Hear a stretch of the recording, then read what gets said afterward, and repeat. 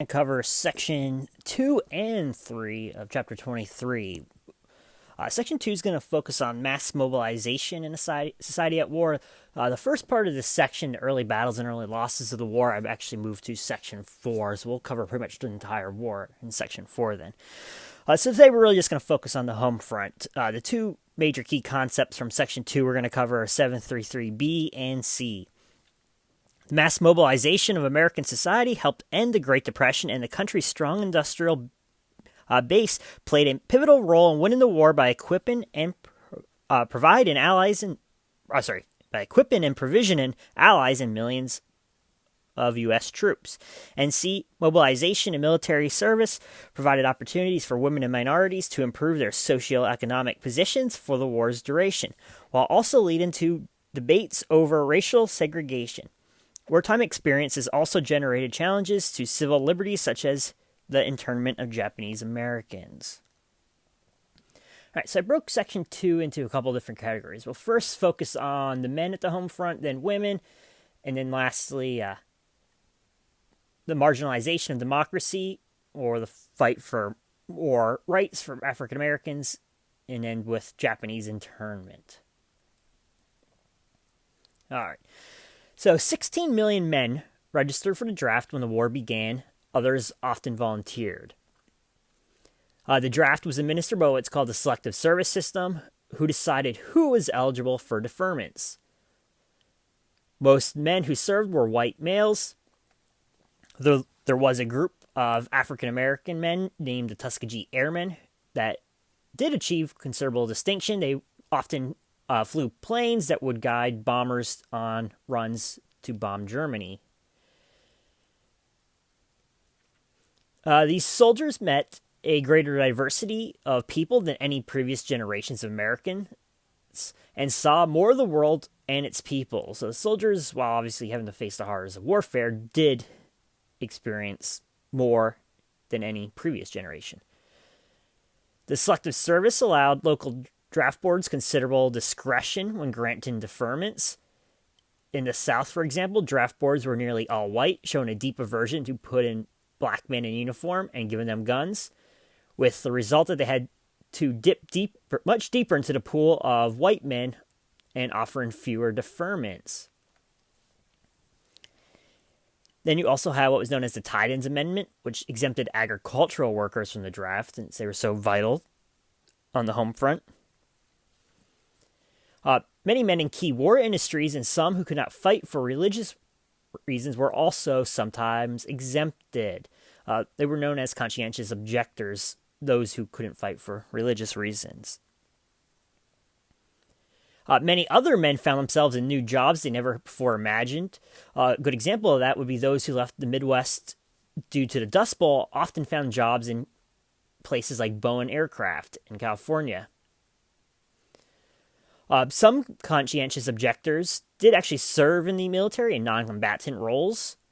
Often they volunteered because many times they were exempted because of their religious beliefs. Providing aid to troops, medics, or logistical support. Lastly, the draft board also attempted to exclude married fathers, but when they suspected young men were getting married and having kids to avoid getting drafted, they changed course on that. Also, many men who were in college or university in what was considered important fields, some in science, engineering, etc., were also excluded. There's an image of the Tuskegee Airmen. Again, won a lot of fame flying planes, protecting bombers, going on runs in Europe and in the Pacific. All right, let's move over to women. The U.S. government often led it up to the individual women to decide whether they wanted to serve or not. Each of the branches of the military enlisted women in special non-combatant units. Around 350,000 women served in uniform during World War II. Most served in office or administration roles, secretaries, couriers, etc., while others served as nurses on military bases. During the war, some 2 million women went to work in previously all-male defense plants, where they sometimes made up half of the workforce.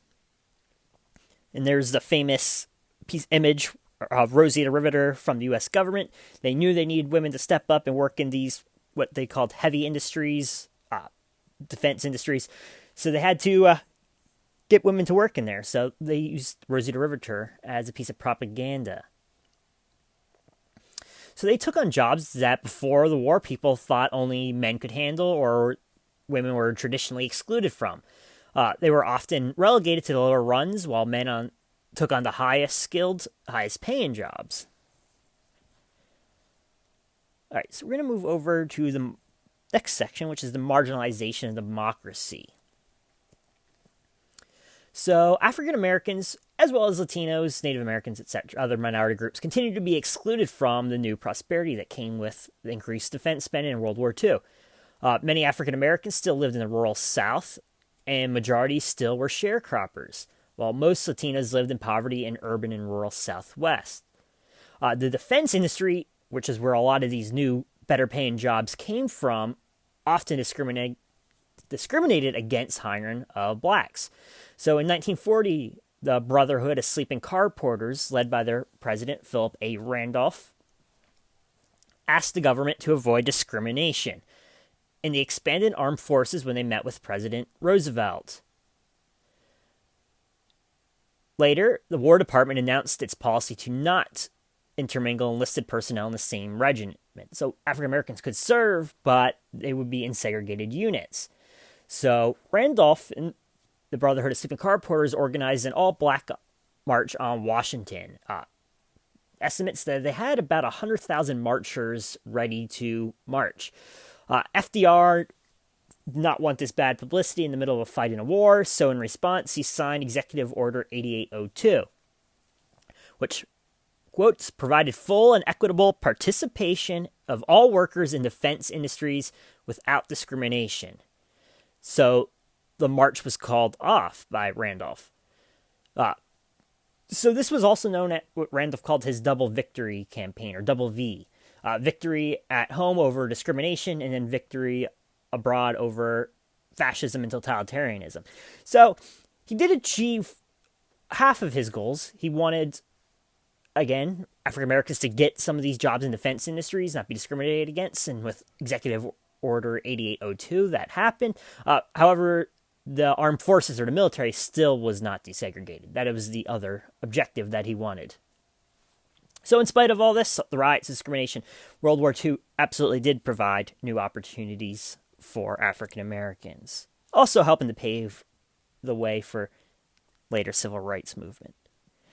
All right, last thing I want to talk about in Section 2 is the Japanese internment.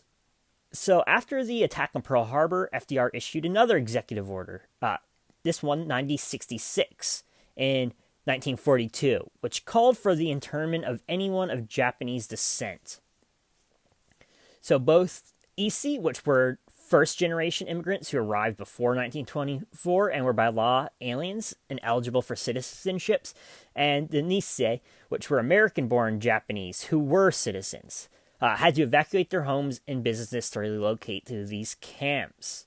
At the time, very few white voices defended the rights of Japanese Americans. There was a lot of course, Japanese prejudice because of the attack on Pearl Harbor. So a man named Fred Korematsu is going to sue over these Japanese internment camps. And in 1944, the Supreme Court case of Korematsu versus the United States ruled that the internment of Japanese was legal on the basis that the United States was at war and it was in a time of emergency. So basically, the argument is that the war, this emergency, superseded individual civil rights of Japanese citizens. And of course, for the first generation of immigrants who weren't citizens, their case had less standing in the Supreme Court. But for those who were born there, the emergency or the war trumped their civil liberties. Very controversial case. Probably would never get away with that today. So just one last thing about the Japanese who were forced to live in internment camps, and this was mostly in the West Coast, California, because the fear was if Japan did launch a mainland invasion of the United States, it would be in California. So many returned home after the war to find that their homes and businesses were long gone. Most of them had to sell their property at a loss because, again, they had no time to sell it, get their business in order before being relocated, so they had to really take whatever was offered.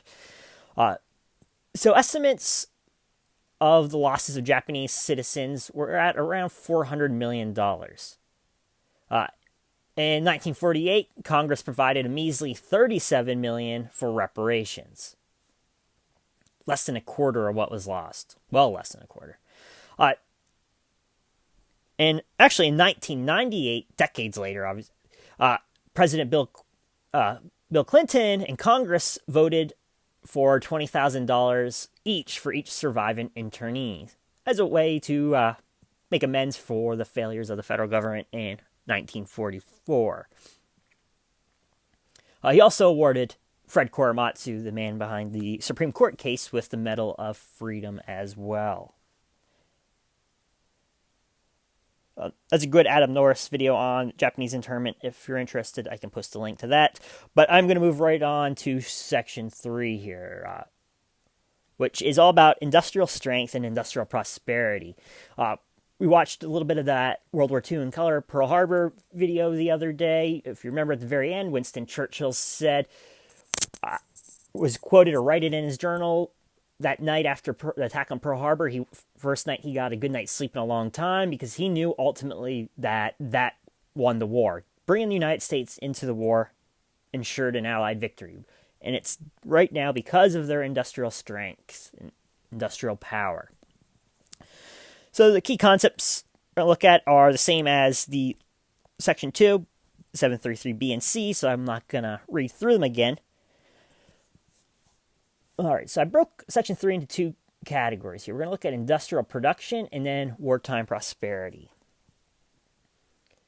So FDR realized, even before the war really, that for the Allies to win the war, the United States needed to provide crushing superiority of equipment in any theater of war. He insisted the U.S. produce 60,000 airplanes in 42, another 125,000 in 43, plus 120,000 tanks, 55,000 anti-aircraft guns, and 16 million tons of merchant shipping.